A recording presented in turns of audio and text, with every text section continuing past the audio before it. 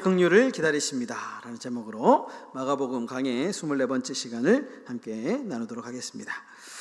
네, 한 신앙 지도자가 아주 멋진 말을 했더라고요. 그래서 여러분들에게 좀 소개하고 싶은데요. 이런 말을 했습니다.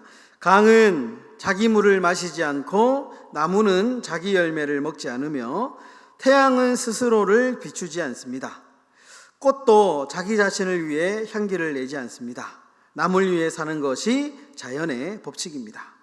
인생은 내가 행복할 때 좋습니다. 그러나 더 좋은 것은 나로 인해 다른 사람이 행복할 때입니다. 가만히 생각해 보면 이분의 말이 틀린 것이 없죠. 강이 자기 물을 마시지 않고 나무가 자기 열매를 먹지 않습니다. 모든 것은 다 누군가를 위하여, 타인을 위하여 베풀고 그렇게 나누는 것이 자연의 이치인 것은 맞습니다. 여러분, 오늘날 많은 사람들이 돈을 많이 벌고 그리고 즐기면서 사는 것이 인생의 성공이다. 워라벨이라고 하죠. 요즘에 그래서 MZ세대라고 하는데, 요즘 젊은 사람들은 예전처럼 딱 정시되면 퇴근하고요,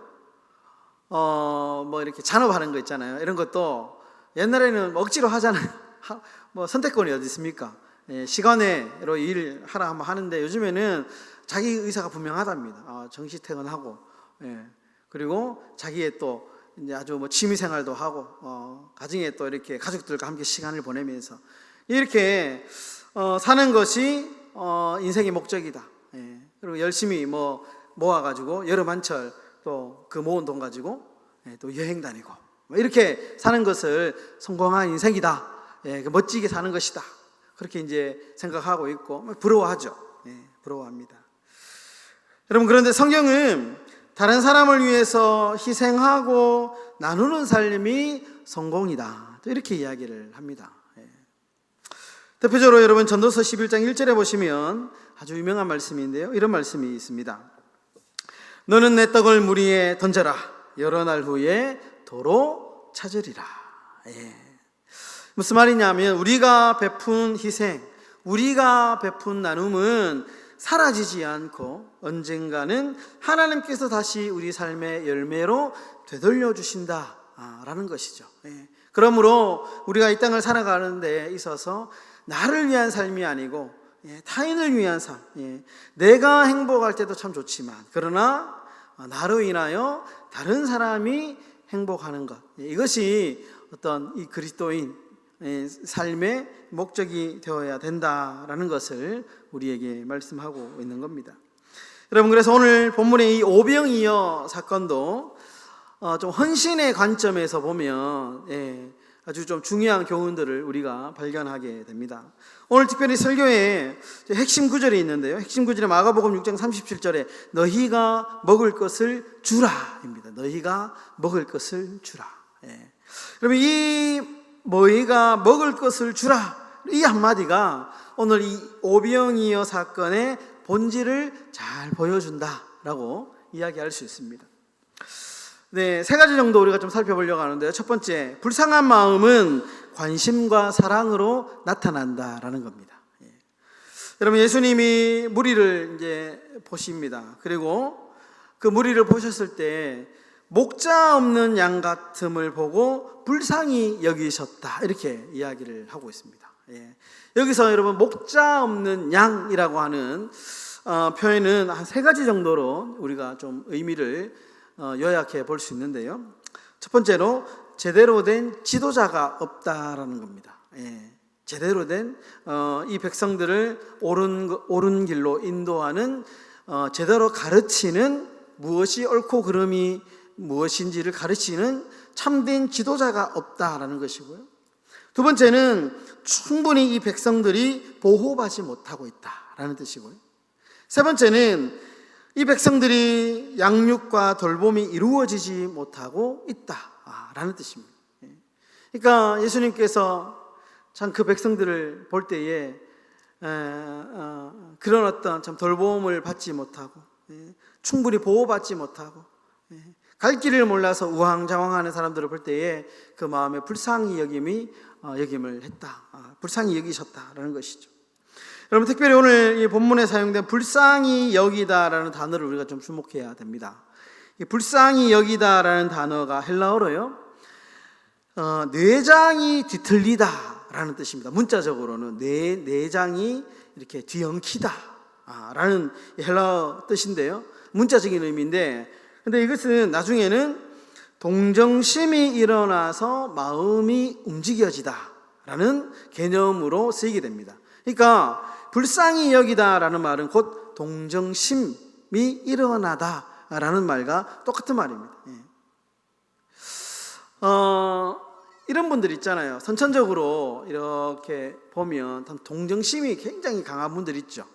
동정심이 어려움에 처해 있는 분들을 보면 자기도 모르게 마치 정말 같이 쉽게 그 마음에 좀 이입이 돼가지고요, 이렇게 동정심이 막 일어나는 분들이 있습니다. 그러니까 자신의 삶이 막 어려운데도 불구하고 막 서슴없이 이제 도와주는 분들, 이런 분들 있지 않습니까? 그러니까 선천적 동정심이라고 표현할 수 있는데요, 이런 마음이 오늘 이 불쌍히 여기다, 스플랑크니조마이라고 하는 헬라어의 뜻입니다. 선천적으로 가지는. 여러분, 유토피아의 작가 토마스 모어가 이제 유명한데요, 이제 이분이 신실한 이제 믿음의 캐톨릭 신자였습니다. 근데 이분이 국가 반역죄로 이제 사형을 당하는데요, 이제 그가 사형 선고를 받고 재판정에서 남긴 유명한 말이 있습니다. 이렇게 이야기를 합니다. 재판관님, 오늘만은 내가 당신을 친구라고 부르게 해주세요. 친구요, 당신과 나의 관계가 바울과 스데반의 관계처럼 되기를 원합니다.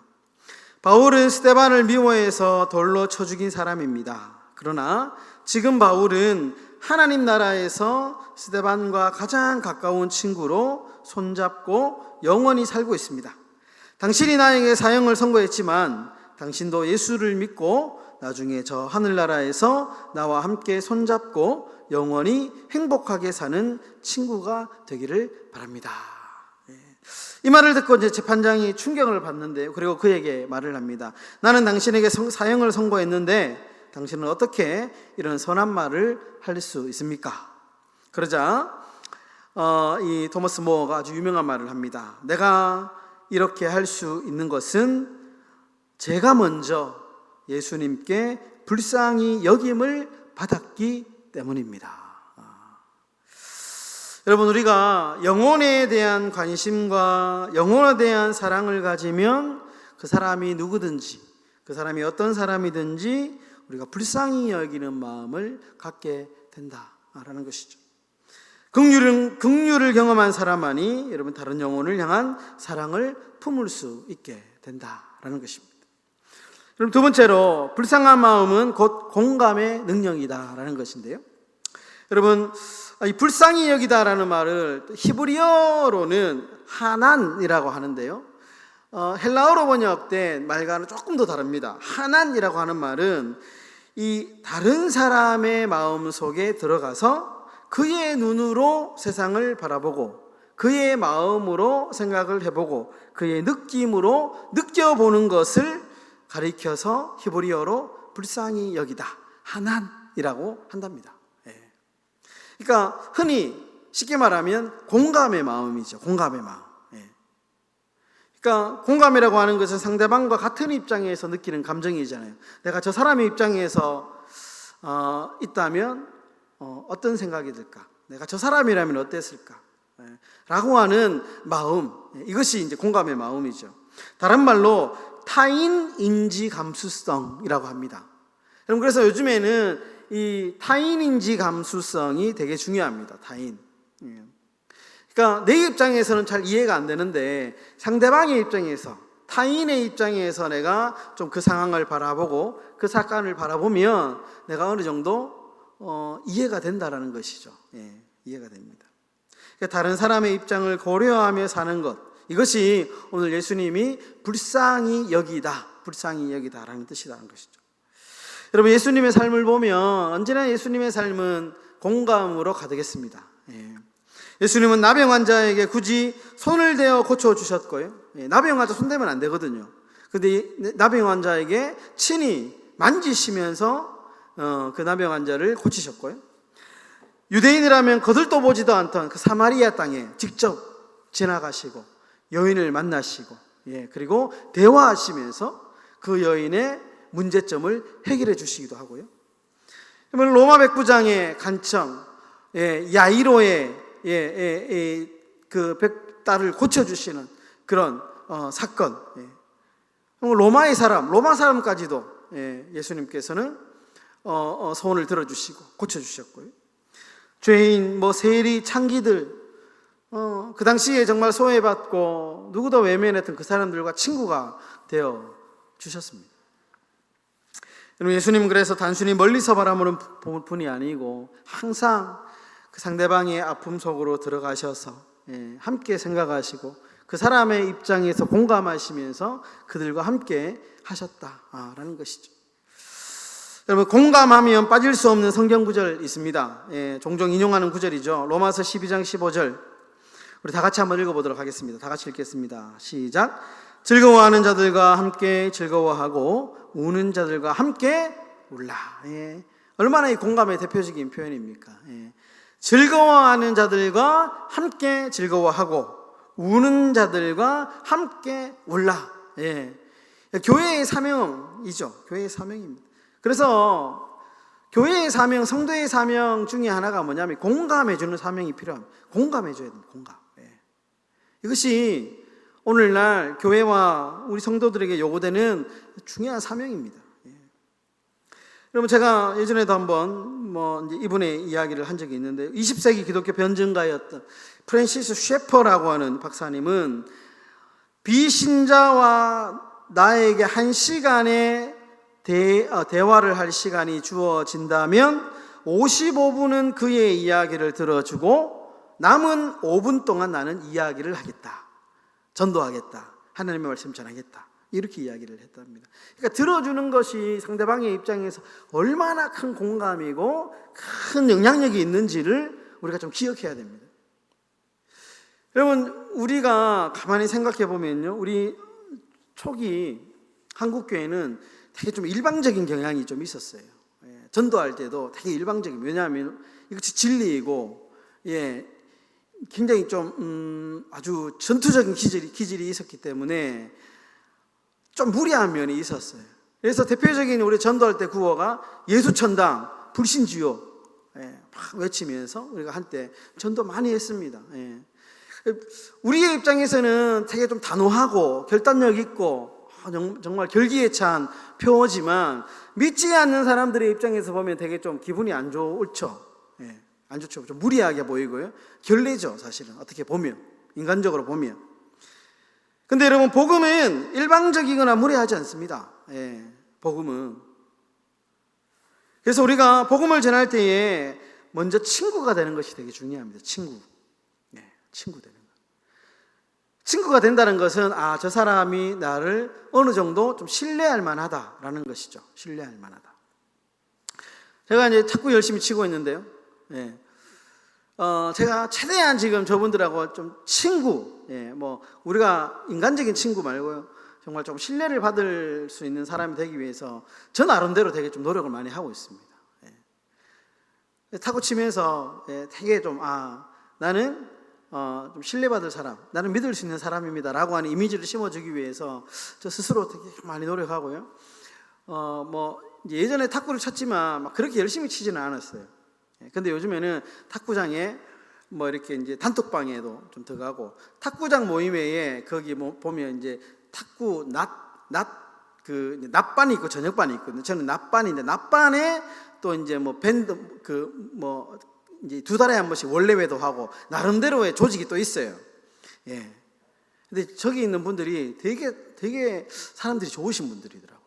정말 배려 많이 해주시고 보니까 좋으신 분들이에요. 그래서 제가 이제 저도 거기에 끼워달라고 해가지고 그 2달에 한 번씩 이제 탁구장에서 원래회 하면 거기서 간단하게 먹고 이제 탁구 치고 하면서 또 서로 이제 이야기하고 하면서 최대한 제가 목사로서 혹시나 오해받을 일은 하지 않도록 제가 첫 번째 순위가 뭐냐, 좀 친구가 되려고, 신뢰받으려고 되게 노력합니다. 여러분, 우리 교회가 그런 것 같아요. 신뢰받는 것 되게 좀 중요합니다. 신뢰받는 것. 예. 우리 한국교회가 너무 좀 일방적이다라는, 좀 무례하다라는 어떤 이미지가 있기 때문에, 예, 이제 막 좀 옛날에 보면 부흥 목사님들, 부흥 강사들 보면 막 이렇게, 예, 강하잖아요. 반말하고 막, 예, 좀 밑에 좀 이렇게, 예, 밑에 있는 세상 사람들은 좀 이렇게 좀 낮게 보고 막 이런, 은근히 좀 이런 게 있어요. 나는 진리를 믿기 때문에 좀 이렇게 상위 레벨이고, 그러다 보니까 좀 함부로 좀 대하는 게 있는데, 요즘에는 많이 좀 사라졌죠. 근데 여전히 우리가 좀 계속해서 추구해야 될 게 뭐냐, 공감해줘야 됩니다. 공감이 사명이다라는 것을 우리가 좀 기억해야 된다라는 겁니다. 마지막 세 번째로, 여러분, 불쌍히 여기는 마음은 결국에는 헌신으로 나타납니다. 여러분, 먹을 것이 없는 난처한 상황에서 제자들은 어떻게 합니까? 머리로만 계산하고 있죠. 예. 결국에는 내린 결론이 뭐냐 하면 200데나리온의 돈이 있어도 부족하다라고 판단을 합니다. 그런데 예수님은 다르죠. 예수님은 다짜고짜 너희가 먹을 것을 주라. 예. 접근 방식이 전혀 다릅니다. 예. 제자들은 계산하고 있는데 예수님이 계산하지 않습니다. 예. 너희가 먹을 것을 주라. 예. 여러분, 헌신은 계산이 아닙니다. 예. 분명한 사실은 헌신은 계산이 아닙니다. 예. 불쌍히 여기는 마음은 그저 마음으로만 끝나서는 안 되고요, 우리의 손과 우리의 발을 통하여 결과가 나타나는 것이죠. 여러분, 한 소년이 내놓은 오병이어는 어린아이가 먹을 정도의 너무나도 초라한 도시락 하나였습니다. 그런데 이것을 내어놓았을 때에 그 도시락을 통하여서 기적이 일어나게 된 것이죠. 예. 여러분, 저도 그렇고요, 계산하기를 참 좋아합니다. 저도 그 계획형이거든요. 저도 이제 기질, MBTI라고 하죠. J입니다. J. 파워제입니다. 파워제. 예, 파워제. 계획합니다. 저는 수가 A부터 Z까지 짝짝짝짝짝. 예. 이게 이제 사역을 하면서 좀 만들어진 기질인데요. 그래서 이거 하고 나면 다음에 이거 하고 하면 이거 하고. 예. 항상 계획을 좀 세워서 최대한 실수와 오차를 줄이려고, 예, 하는데요. 그러다 보니까 계산을 잘해요. 계산을. 예. 이거를 하면 이게 나가고 들어가고 하면 이렇게 되겠네. 계산을 잘합니다. 계산을. 예. 우리는 늘 계산하기를 좋아합니다. 근데 물론 계산이 필요합니다. 계산을 해야 될 때는 계산해야 됩니다. 예, 반드시 필요하죠. 막무가내로 그냥 무작정 그냥 아무 생각 없이 계산 없이 살면 안 됩니다. 그런데 계산만 해서는 안 된다는 거죠. 성경은 믿음 앞에서 우리가 습관적으로, 기계적으로 계산기부터 두들기는 습관을 고쳐야 된다는 겁니다. 우리가 계산할 때가 있고 때로는 순종할 때가 있다는 거죠. 때로는 계산하고 순종할 때도 있고, 우리가 여러 가지 상황에서 우리가 정말 하나님 앞에, 우리가 하나님의 그 사역 앞에 우리가 헌신하고, 우리가 때로는 순종해야 될 필요가 있다라는 것이죠. 그래서 결국에는 불쌍히 여기는 마음은 우리의 헌신으로 반드시 나타나게 되어 있다라는 겁니다. 말씀을 정리합니다. 여러분, 콩나물 시루 아시잖아요? 콩나물 키울 때 보면 물을 이렇게 붓잖아요. 아무리 물을 부어도 밑 빠진 독처럼 물 한 방울 고이지 않습니다. 물은 쭉쭉 빠지죠. 그런데 콩나물은 자라납니다. 헌신도 마찬가지입니다. 헌신 아무리 해도 지금 당장 달라지지 않습니다. 콩나물 시루 같죠. 물이 쭉쭉 빠집니다. 그런데 지나고 보면 그 헌신 때문에 수많은 열매들이 맺힙니다. 결과가 우리의 두 눈으로 볼 수 있다는 것이죠. 여러분, 불쌍히 여기는 마음, 우리의 헌신이 결국에는 기적을 만듭니다. 너희가 먹을 것을 주라. 너희가 먹을 것을 주라. 라고 하는 이 예수님의 말씀으로 정말 우리의 삶 가운데 우리가 헌신의 기적을 만들어 가시는 저와 여러분들의 삶이 다 되시기를 예수님의 이름으로 축원합니다. 기도하겠습니다. 주님,